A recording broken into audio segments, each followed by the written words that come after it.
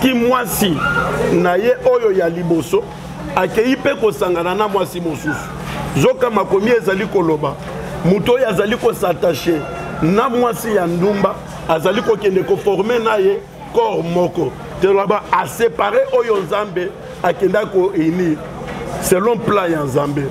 Alors l'homme qui fait cela azali ko commettre impudicité selon la Bible. Ata bali papa. Ata ceux qui a pésido. Depuis que nazali ki jeune na bandaka koya na ensemble ko kaliloba polygamie. Dès la bande ko baka muto azote ya biso polygamie nga na balaka ye. Kaka yende mtango balanga na vivre na polygamie nga. Donc yo affronter polygamie obi. Kaka yende mtango polygamie ok ngana kena balanga na polygamie na ngai. Alors maintenant ce que le pasteur a attendu petit âge légal, c'est-à-dire âge il y a loi 18 ans et puis 19 ans. Est-ce qu'on a complexité na comment ba maman nyoso bazingio ba Nicolo na yo pelsos. Naza complexité. Ceux qui passent à Sombili, par exemple, maman Germaine, à Sombili super, à Sombili Moutouka, à Sombili Lokomoroboé, bijoux ainsi de suite, enfin, bijoux on a tendance à bijouter, à Sombili Lomo est bien, par exemple, et faire la première, il faut faire un peu ça, yoto. Bon, non, on a été pour soi, Sombili, le cas Sombili, la biso, nyo Sombalama. Voilà, pasteur. Ouais. Alors, on va peut-être terminer cette émission, mais avant de terminer, j'aimerais bien qu'on comprenne une chose, ouais. C'est-à-dire la vie des couples de la polygamie. Comment vous le faites quand vous amenez les femmes dans l'idéologie, il y a polygamie? Vous les enseignez d'abord la parole de Dieu, ensuite vous leur proposez, ou elles viennent d'abord, vous les enseignez ensuite? Non, l'enseignement.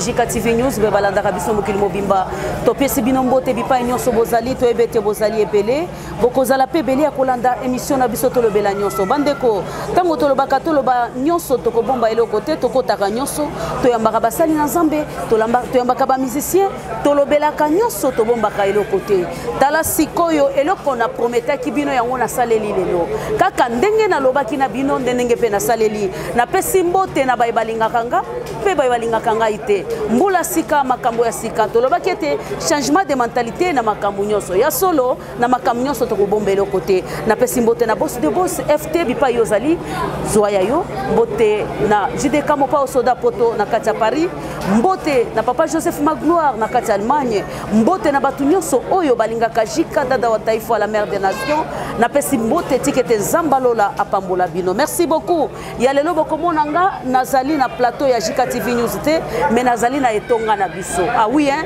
je vous avais dit je suis dans mon église si vous croyez que je ne prie pas je prie je suis dans mon église bien sûr je suis dans mon église alors on va parler de pasteur bon je ne sais pas pasteur ou Kio je ne sais pas Pierre Kaskasongo Oazali ko ça la phénomène église de réveil selon parole na ye alors nga moko naza na autorité ya olobela makambo wana te na prometa ki bino ke no torosu ki salika moyo na mosali na Nzambe yango na yambeli bino lelo moumbu na Nzambe Paul Kabangu elongo na ye nde penza to limbola na mozindo penza kokota koyeba na makambo ya boye parole de Dieu za koloba nini na esika ya boye liloba Nzambe za koloba nini Fabrice Mande fungolelanga caméra kotelanga mosala na Nzambe to continuer. Papa, bonjour et shalom. Bonjour ma soeur Edith. Bienvenue dans notre chaîne Jika TV News. Merci beaucoup ma soeur. Merci beaucoup papa. Otali caméra zalimbala no ya liboso. Baye Jika bamona yo se présenter ba bayebi yote baye bayo.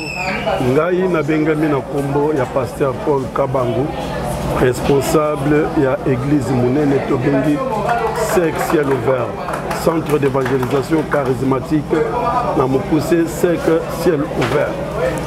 Merci beaucoup Ciel Ouvert. Merci beaucoup papa. Bonne santé papa. Santé la biso za kitoko. Bonne année l'équipe bien.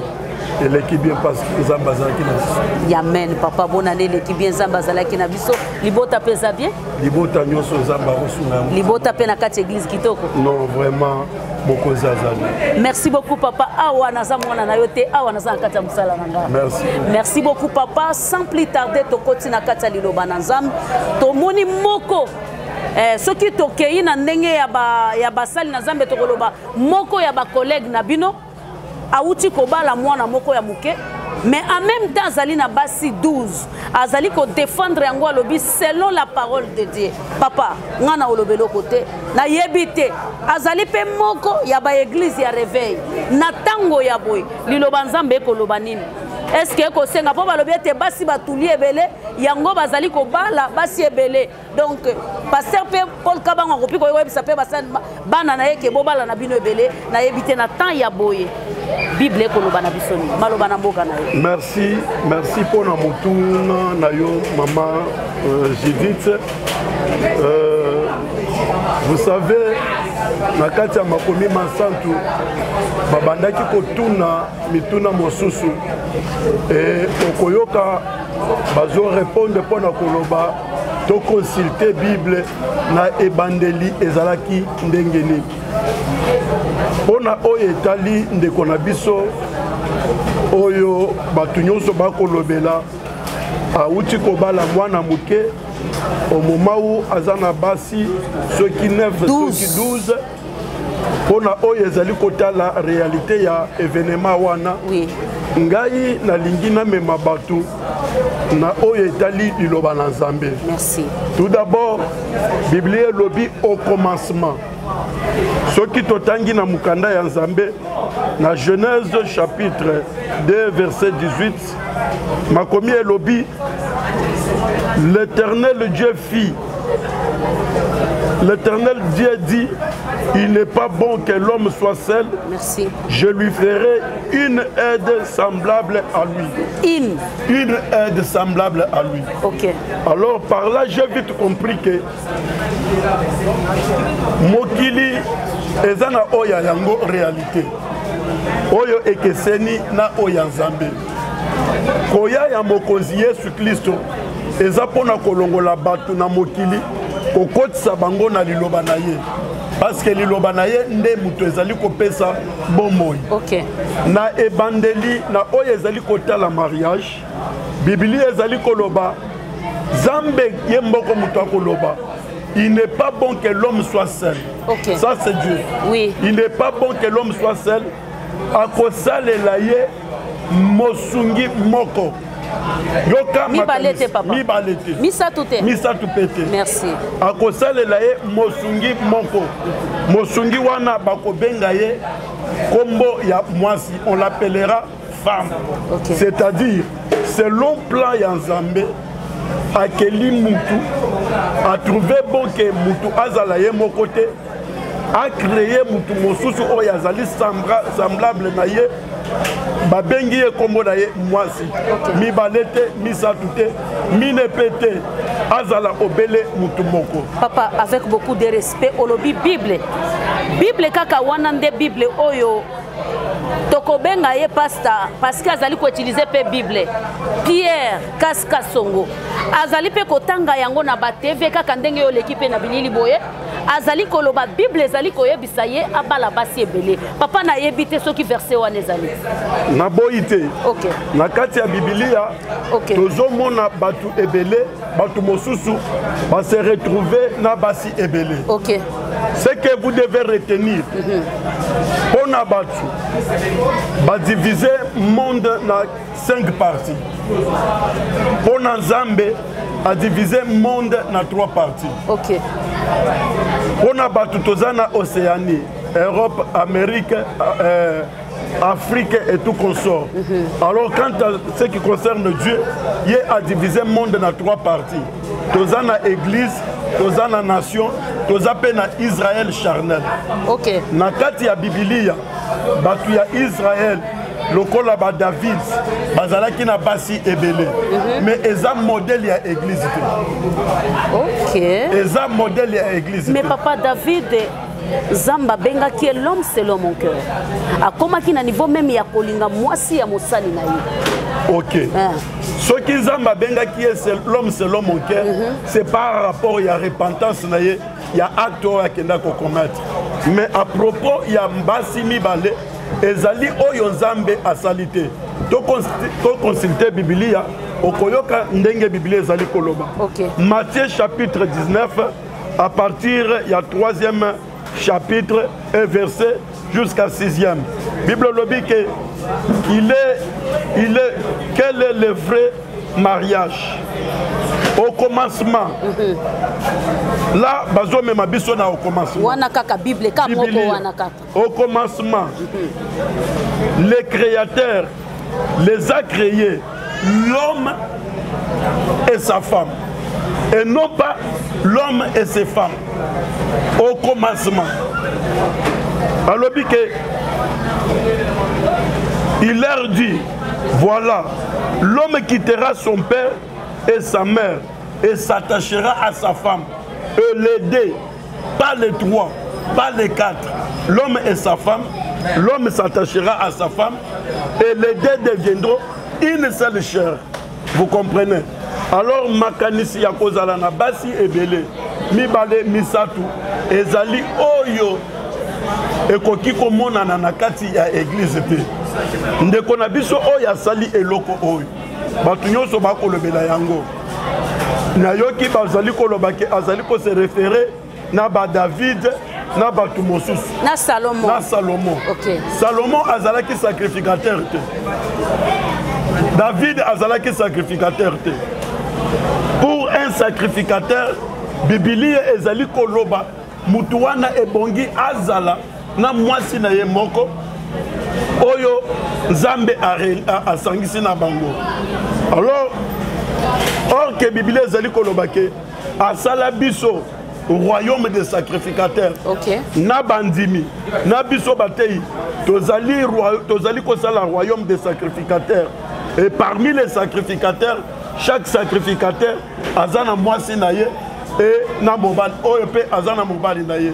Voilà pourquoi pour la conclusion, Bible lobi que toutefois dans le Seigneur, ça c'est l'apôtre Paul qui parle. OK. Toutefois dans le Seigneur, ezana mwasi oyo azangi mobali na ye te, na mobali oyo azangi mwasi na ye te. Ezate que mobali oyo azangi basi na ye te. Alors selon plan ya Nzambe, mariage oyo Nzambe azo reconnaître ezali mariage monogamie.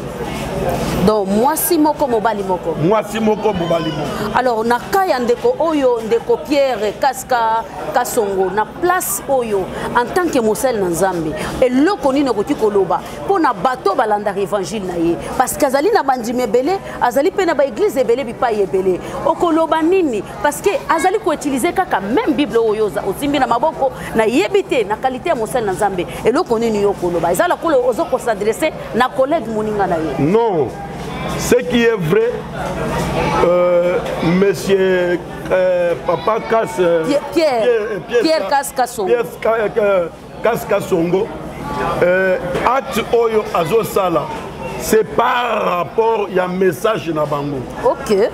Il y a frère Branham. Parce que azali ko se référer na message à frère Branham. Frère Branham aza na bibliothèque. Frère Branham aza en dehors il y a parole de Dieu. Alors nous, en tant que l'église, une façon de vous dire que pasteur Kass azana kati ya message te, azana kati ya église te, mais ye azana kati ya message. Parce que biso tozana kati ya église ya nkolo Yesu. Na kati ya église ya nkolo Yesu, tozali ko bengisa bana na Nzambe nyonso. Bayeba ke mariage oyo Nzambe azali ko reconnaître ezali mariage monogamie. Ya mwasi moko na mobali moko. Ce qui pasteur azali ko défendre makambo wana, c'est par rapport à message à frère Branham. Parce que message à frère Branham ezolongo la biso et pas yankolo Yesu. Frère Branham azana kati ya église te, frère Branham azali banda ya église. Alors bango ba sala makambo na bango, lokola frère Branham ayebisi bango na message na bango. Mais quant à nous qui sommes en Jésus-Christ, ce que vous devez retenir, mariage au Bible ezali ko reconnaître eza ya mwasi na mobali. Et lokoye azo sala wana bazali ko benga yango impudicité na munoko na biso lingala kindumba. Papa, s'il vous plaît, papa, avec beaucoup de respect. Le lengeni ni muto azali kopesa mosolo na ye. Azali ko bala na lisanga ya kosangisa famille ya mwasi na famille na ye apesi mbongo na ye. Comment libala wana bakobenga ngo bondumba? OK. Eza kindumba pourquoi? Ki mwasi na ye oyo ya liboso akei pe kosangana na mwasi mosusu. Zoka makomi ezali koloba. Muto ya azali ko s'attacher na mwasi ya ndumba azali ko kende ko former na ye corps moko te laba a séparer oyo nzambe akenda ko unir selon plan ya nzambe. Alors l'homme qui fait cela azali ko commettre impudicité selon la Bible. Ata bali papa. Ata so ki apesi dot. Ah papa. Ata so ki apesi dot. Et lo kwa zo sala wana ezaki ndumba selon la Bible parce que je l'ai suivi. Ngamboko na landiye azoloba ke il faut que juger Moutou selon la loi et non pas selon acte azosal. Selon la loi alinga se couvrir na maloba. Il y a loi où ils allaient reconnaître que moi na mwasi à partir de 18 ans aza déjà majeur makoki kobal. Oui, mais na kata Biblia par rapport à âge ya moi na mwasi c'est l'abomination. C'est l'abomination. Par rapport à âge à moi na âge à papa, pasteur Kass, ezali vraiment eloko ya soni. C'est comme un papa azo ke ne kolongola bilamba na ye liboso ya mwana muke. Ce qui n'est pas correct. Bible lobby même la nature ne vous enseigne-t-elle pas? C'est ça. La nature elle-même ne vous enseigne-t-elle pas? Un papa responsable doit se respecter en tant que papa.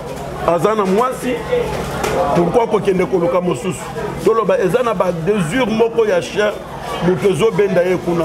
Ce n'est pas la parole de Dieu. Est-ce que papa ozali komona teke na sima ya eloko wana mabomba mi moko ezali na sima wana te to ezali kaka azali kolanda sima ya maloba ya William Branham? Ce qui est vrai, nazo éclairer libota ya Nzambe. Merci papa. Ezana ba signe ya bato bazalaka na ba loge. Na ba science occulte, na ba monde ya ténèbres. Ba signe na bango okomona eloko ya liboso balinga masanga.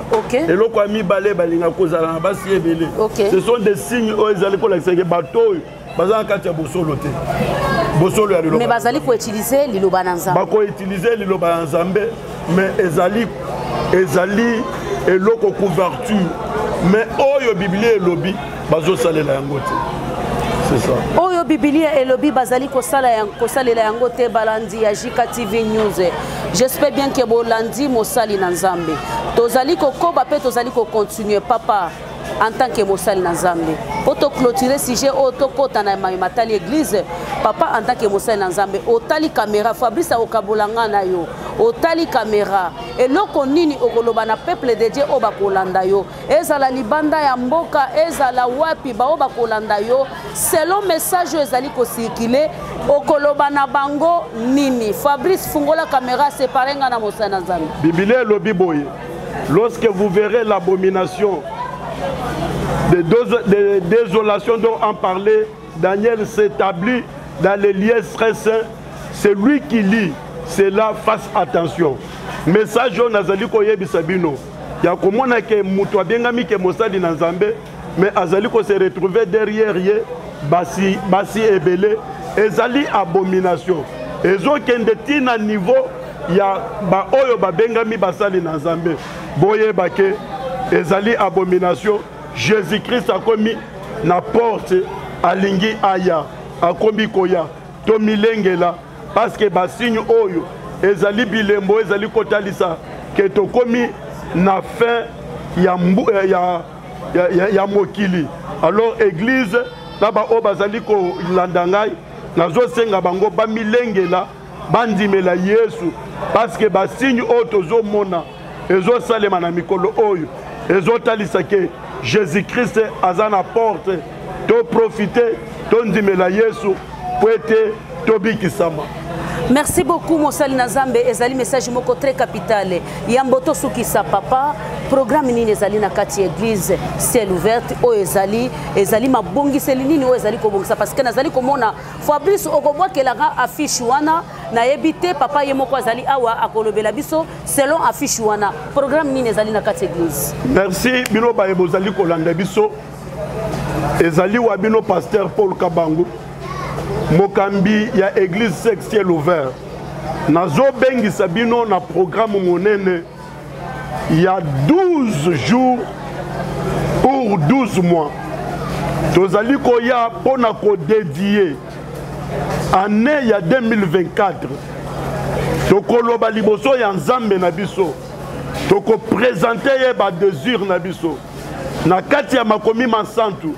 Biblia ezali koloba. Recommande ton sort à l'Éternel. Mets en lui toute ta confiance, il agira. C'est ainsi que Tozali Kobengi Sabino, Boya Ebele, na programme Oya 12 jours pour 12 mois.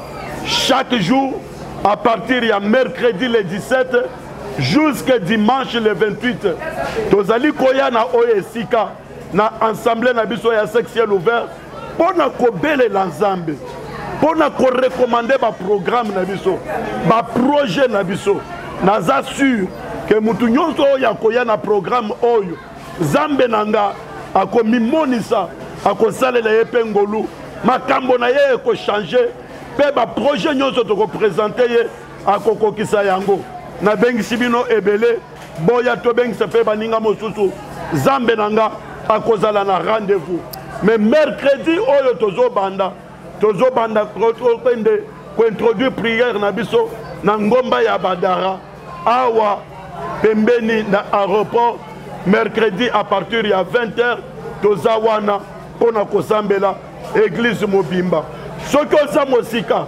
libanda ya mboka ata oza na makoki ya kokoma te tinda kaka requête na yo église mobimba tokosambela pona bino. Que Dieu vous bénisse. Que Dieu vous bénisse papa. On n'a pas encore fini avec vous papa. Pona mutu azali banda mboka azali na problème de stabilité azana mukanda te ba problème eza ebele akolanda ta ne fils que 2 minutes akutani na yo na kati internet et loko nini okuti koyebisa et puis po azwa yo peut-être po azala na communication na yo et loko nini akoko sala na yebi ke tokotia numéro place wana mais yo mokolobela muto akuti kolanda yo libanda mboka to ebete bato bazali na diaspora bazali na ba problème ebele ezali kotungisa bango bazali na instabilité bazali na ba problème na ba niveau ba couple ba problème ezali ebele na sima nango oko clôturer na losambo. Merci beaucoup. Ya solo moyen oyo to bongisi po te bo rejoindre biso ezali numéro wana ezape ya WhatsApp bokoki kolanda biso soki oza na likambo ndenge to uti koloba okoki pe ko lancer na numéro wana to koyamba bino ezalaka polele soki eza requête soki eza difficulté na misala na kati ya libala ou bien problème songolo pakala oyo ezosenga lisungi ya prière na biso okobenga biso nous sommes disponibles pour na kosunga bino tolingi kosambela. Seigneur Dieu de grâce, Dieu d'amour, Dieu de bonté, nazali kobelela kombo na yo po ete omona makambo batu bazali nango po ete omona bapasi ya mitema ya batu na yebi makomi masanto ezali koloba que dans leur détresse okenda kotindela bango liloba na yo pe liloba na yo ekenda kobikisa bango na yebi ke liloba wana ezali nde ya mutu moko oyo abikisaka babeli oyo apesaka biyano. C'est la personne de Jésus-Christ de Nazareth. Voilà pourquoi je profite pour na koloba ke mutu nyonso azobela mutu nyonso aza na difficulté songolo na kombo na Yesu Christ de Nazareth a trouvé solution. Ceux qui maladie est libéré na kombo na Yesu. Zambe na ngaza na makoki ya ko stabiliser vie na bino, a stabiliser ba bombo na bino, mabala na bino, misala na bino. Année oyo ya 2024 ezala ya stabilité, ezala ya elonga na bombo ya mutu nyonso na kombo la Yesu Kristo Masiya. Amen. Amen. Mosena Nzambe bongo soki mutu alingi akutana to aya na église na biso adresse za ndenge. Adresse za se moko awa na commune ya Njili sur avenue Losambo D, numéro 48. Référence ezali sorte de mouton, il y a marché, il y a liberté, autrement Bitabe. C'est là où se trouve notre église. Papa, que Dieu vous bénisse. Merci, madame. Merci beaucoup, abonné à JKTV News. C'est fini maintenant avec l'homme de Dieu. Merci beaucoup, Nabao, Bako aimer, Bako partager. En tout cas, j'aimerais que vous aimez, vous commenter. Botinda bareket na bino po mosana nzambe asambela po na bino. Ah oui hein, Bible elobi na tango ya suka bokoyeba bao baza ya solo pe bao bazali ya lokuta. O tozali komona ezali bandakisa o Bible yango moko elobaki ete na tango ya suka bokomona ba bazali ya solo pe baza bao bazali ya lokuta. Ngana koloba mingi te pona limwisa o mosana nzamba alobi te.